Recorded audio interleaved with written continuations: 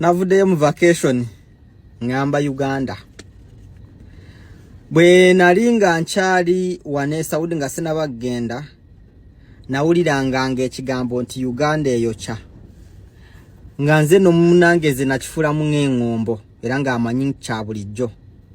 Naye ekigambo ekyo tosobola kyetegereza, tosobola kimanya makulu gaakyo nga tonaba kugenda Uganda, nga tonaba kutuukayo. Uganda eyokya. Uganda eyokya. Eyokya to the extent nti eddamu nekwagaza embeera y'omuwarabu gye yakutulugunyanga naye nga waakiro akuwayo 10. Ebigambo byenjogera toyinza bitegeera nga tonaba kugendayo. Era nsaba nnyo gwakyalina omukisa ng'okyakola tolinda nti omala obitegeera ng'otuusa okugenda Uganda, ng'omaze okugenda Uganda ateekokye.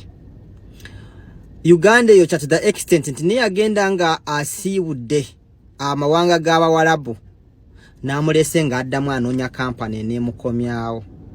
Tosobola kukyetegereza ng'okyali ku kyeyo. Family ez'abantu bano abeeyiya bamufuna mpola ngaffe ekyasobola okulya ku mugaati, okunywa kasukaali, okufuna kawunga oba okufuna kaceeri, ze family ezirina abantu abakyali ku kyeyo. Gwandaba nampulirizo oyinza okuŋŋamba nti kati kyogamba oyagala tufiire ku kyeyo. Nze nkugamba nti tubula bubuzi okukkiriza oba tulemereddwa okukkiriza.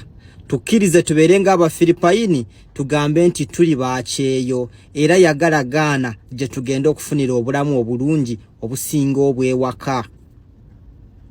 Fubanga nnyo olabe nti at least bw'obanga ogenda kuva ku kyeyo oba okukisiibula, at least oyina w'osulanga wawo. Ekyo kintu kikulu nnyo.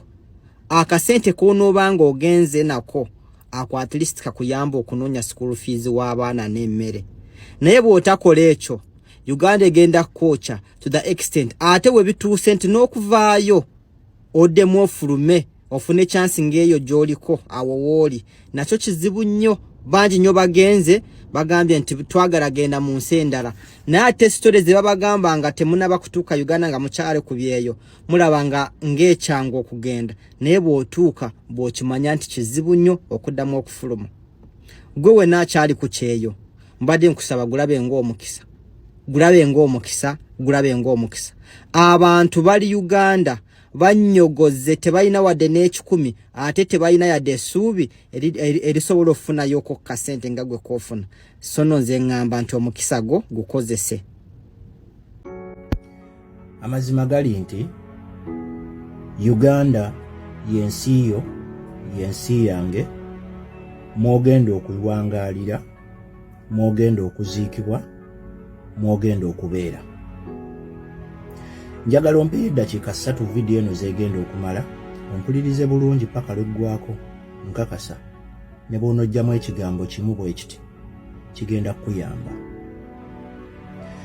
Mpulidde abantu bangi nga bazzeeko e Uganda ne bayogera bwe bati Uganda eyokya.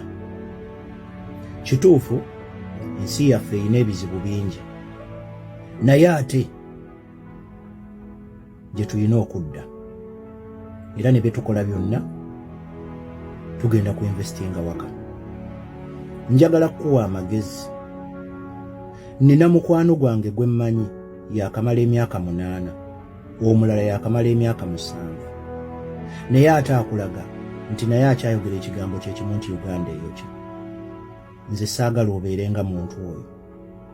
Ebbanga ly'onoomala ng'owezezza n'emyaka 8 naye ng'ogamba nti Uganda eyokya nga tonnasalawo magezi butya bw'ogiwangaaliramu, mukwano gwange wandyesanga ng'obulamu bwo bwonna ogenda kusalawo bumalira ku kyeyo.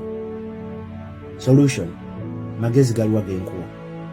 Mikwano gyange njagala basaba, let us learn to make arrangements eza priorities zaffe bulungi, tuteeketeeke bulungi, beera ne pulaani ku kyeyo.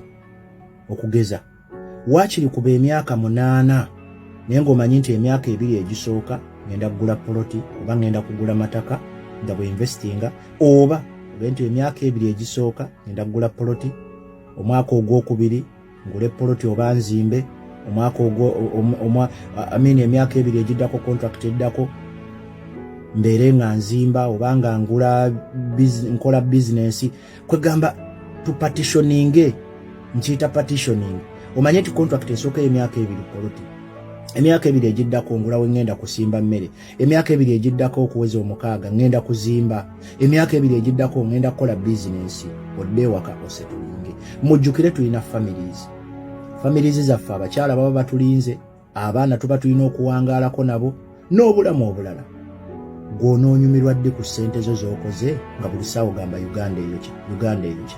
Ab'emikwano tukyuse endowooza, mubeere abantu abapulaninga n'ekyo oba kipulaningira. Mbaagala nnyo, nze mmanyi otegedde. One love to all of you, Team Hustlers. Mubeere bulungi.